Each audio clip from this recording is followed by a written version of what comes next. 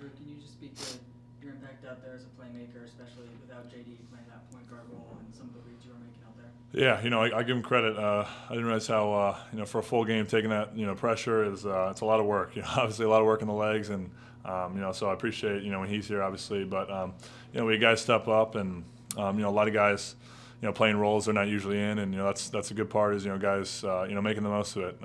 We didn't even have a point guard in the starting lineup. I filled in that role today, and just try to do what I could, help the guys. I told them, just keep trying to find those seams. I'll find you guys, keep running transition, and like I said, we had, nearly every guy step up in a huge way. So it's a great team win.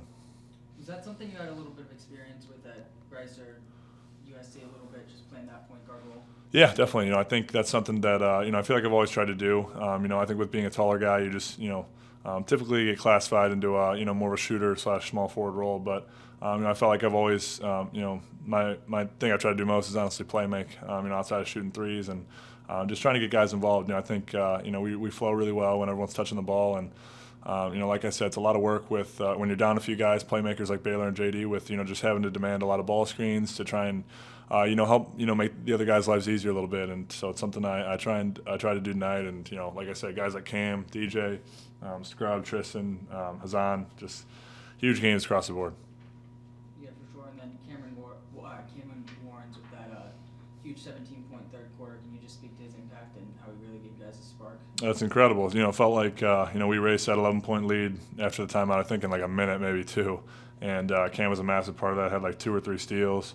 A couple huge threes, not even wide open too. He had a hand in the face, and it's incredible. Especially him coming here. I think it was a month and a half ago, back to the team, and which is incredible for him to be able to flow with us. And same with DJ. Guys just stepping in and really coming into bigger roles and being ready when their name's called. Sure. And then you also grabbed 9 rebounds. Can you just talk about how you were able to position yourself to grab some of those rebounds out there? Yeah, I think it's a big thing. Big emphasis for us was being able to win the rebounding battle, and we did that tonight. And I gave up 1 or 2 that I thought I should have maybe we could have had, but I think we did as a team an incredible job rebounding. I tried to do whatever I could out there with that, but I'm really proud of how we were able to fight down there.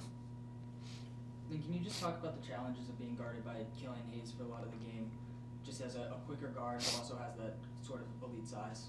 Yeah, for sure. It's it's a great test for me, especially with the point guard role and being thrown into that for this game. Going against a guy who was a lottery pick and has played in the league and obviously knows how to match up well against other point guards. So it's something that I can take away a lot from when I watch this film and the flows of the game and kind of watch how he does things too. So it's it's credit to him. He played really well, and so it was cool to see. And then I heard earlier that you sort of looked at Derek White to model your game after in terms of that shooting, playmaking, versatility. Is there anyone else in the league you're looking at to sort of model your game after? Yeah, I think just trying to be one of those taller playmakers.